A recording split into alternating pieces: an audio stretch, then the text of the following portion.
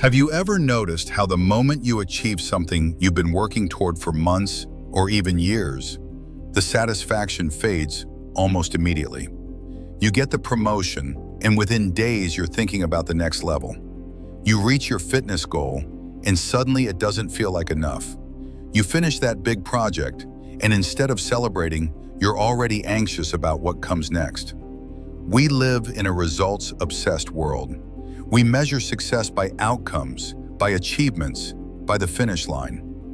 But what if I told you that this obsession with results is actually the root of much of our suffering, and that the secret to lasting fulfillment lies not in the destination, but in how we walk the path itself? Today, we're exploring a profound shift in perspective, respecting the process, not the results. This isn't just positive thinking or motivational fluff. This is a fundamental rewiring of how we approach everything in our lives, from our careers to our relationships, from our creative pursuits to our personal growth. The tyranny of results. Let me paint you a picture of what happens when we become addicted to results. Meet Sarah. She's a talented graphic designer who started her career filled with passion and creativity. She loved the feeling of sitting down with a blank canvas, experimenting with colors and shapes, losing herself in the creative flow. But over the years, something changed. The industry became more competitive. Clients became more demanding. Social media turned every project into a performance, every design into a race for likes and shares. Sarah stopped enjoying the process of designing. Instead, she became fixated on outcomes. Will this get me more followers? Will this impress my peers? Will this land me that big client? The irony? Her work started to suffer. The magic disappeared. Because when you're only focused on the result, you're never truly present in the moment of creation. This is what I call the tyranny of results, and it manifests in three devastating ways. First, it robs us of presence. When you're obsessed with outcomes, you're always living in the future. You're mentally already at the finish line, while your body goes through the motions in the present. You miss the richness of the actual experience. The writer who only cares about getting published never enjoys the magic of crafting a single beautiful sentence. The entrepreneur who only focuses on the exit strategy never feels the thrill of solving a problem for a real customer. Second, it creates a perpetual state of dissatisfaction. Here's the cruel mathematics of results-based living. There's always another result to chase. The hedonic treadmill is real. Psychologists have shown that we adapt incredibly quickly to positive outcomes. That promotion you thought would change everything, you'll adapt to it within weeks. That achievement you obsessed over, the dopamine hit lasts about as long as your morning coffee. Third, it makes us fragile and anxious. When your self-worth is tied to outcomes, you're at the mercy of factors you can't control. Markets crash, clients change their minds, competitors emerge, algorithms shift, rejections happen. If your identity is wrapped up in results, every setback becomes a personal crisis. You become afraid to take risks, afraid to try new things, afraid to be vulnerable in your work. The data backs this up. Studies on goal achievement consistently show that people who reach their goals aren't necessarily happier than those who don't. In fact, many experience what psychologists call arrival fallacy, the belief that reaching a goal will bring lasting happiness, followed by disappointment when it doesn't. The wisdom of process. So if fixating on results leads to suffering, what's the alternative? The answer lies in shifting our respect, our reverence, our attention to the process itself, not as a means to an end, but as an end in itself. This isn't a new idea. Ancient wisdom traditions have understood this for millennia. The Bhagavad Gita teaches, you have a right to perform your prescribed duty, but you are not entitled to the fruits of action. Zen Buddhism emphasizes the concept of beginner's mind, approaching each moment with openness and enthusiasm, regardless of outcomes. The Japanese concept of shokunin, the artisan's devotion to craft, embodies this perfectly. A master sushi chef doesn't make nigiri to get Michelin stars. The stars are simply a byproduct of decades of devoted attention to each grain of rice, each slice of fish. Modern psychology has caught up with ancient wisdom. Research on flow states, those magical moments when we're completely absorbed in an activity, shows that flow happens when we're fully engaged in the process, not when we're fixating on outcomes. Mihaly Csikszentmihalyi, who pioneered flow research, found that people are happiest not when they're relaxing or celebrating achievements, but when they're fully immersed in challenging, meaningful activities. Here's what respecting the process actually looks like. It means finding intrinsic value in the work itself. The writer writes because the act of writing is meaningful, not because they need to see their name on a bestseller list.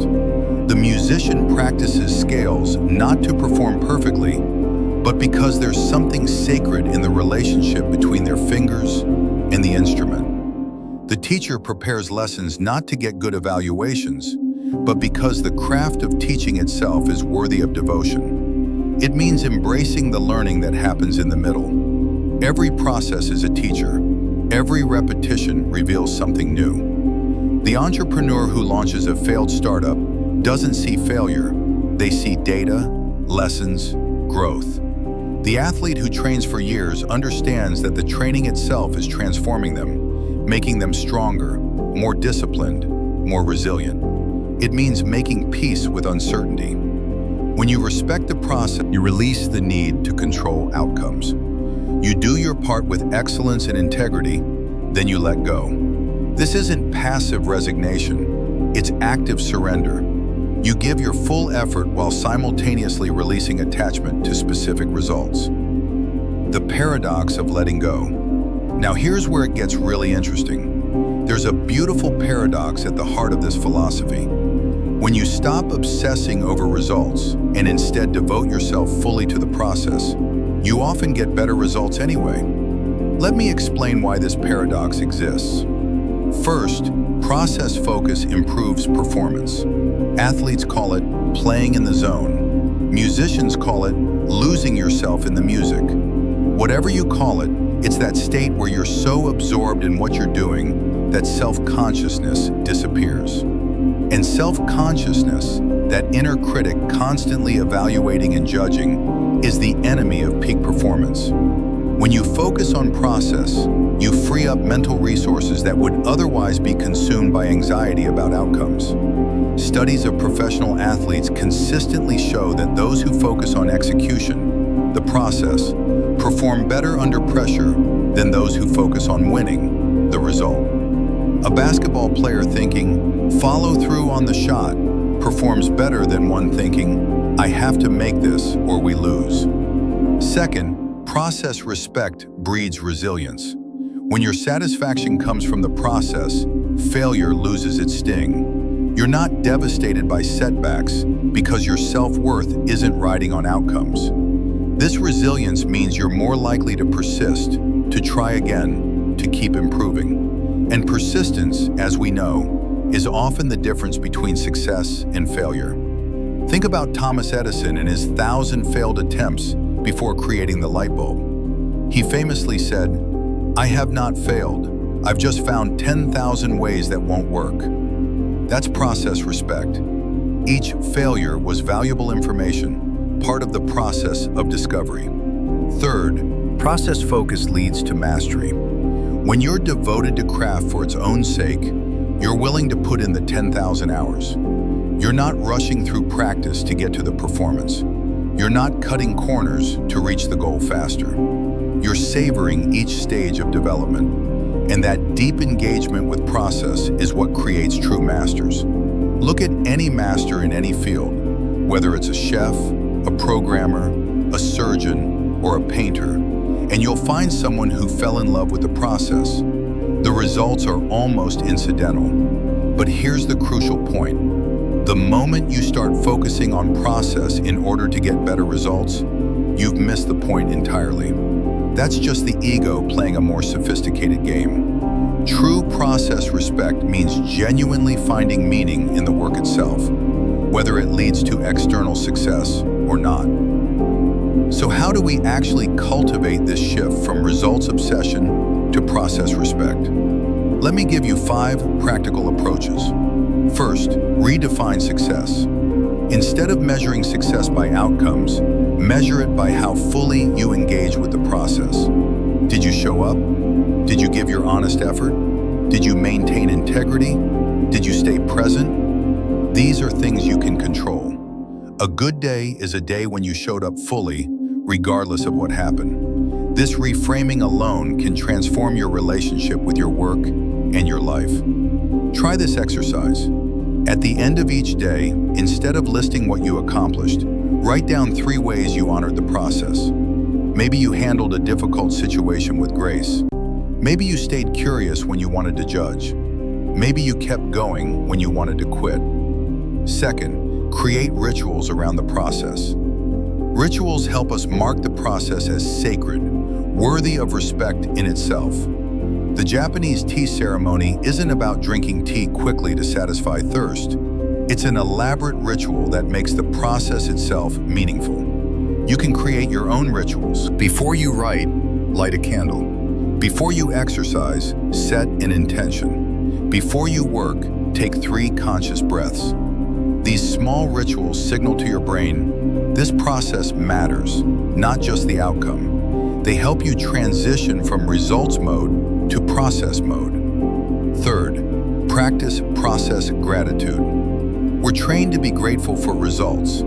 I'm grateful I got the promotion. Try shifting to process gratitude. I'm grateful I had the opportunity to grow through this challenge. I'm grateful for what I learned in this difficult conversation. I'm grateful for the discipline I'm developing through this practice. Keep a process journal where you reflect not on what you achieved, but on what you experienced, learned, and became through your efforts. Fourth, seek feedback on process, not just results. When you're learning something new or working on a project, ask mentors and peers to comment on your approach, your methodology, your growth, not just your outcomes. How was my process is a very different question from how was my result. It keeps you focused on what you can control and improve. Fifth, build in reflection time. Our culture values speed and productivity, but reflection is where process learning happens. After completing a project, don't immediately rush to the next one. Pause. What did you learn? How did you grow? What would you do differently, not to get different results, but to honor the process more fully? Athletes watch game tape. Surgeons review procedures. Artists study their own work. This isn't about self-criticism. It's about deepening your relationship with your craft. The deeper truth. But let me tell you something that goes even deeper than practical strategies. The real reason to respect process over results isn't just that it makes you more effective or resilient or successful. It's not even that it makes you happier, though it does. The real reason is this: process is all we actually have. Think about it. Results exist for a moment, the moment of achievement, and then they're gone, absorbed into your past. But process is where you actually live your life. Process is the continuous present moment, the only moment that's real. Every moment of your life is a process moment. You're never at the result. Even when you reach a goal, you're immediately in a new process. Life is process. When you learn to respect and love process, you learn to respect and love life itself. This is why the Zen masters say, before enlightenment, chop wood, carry water.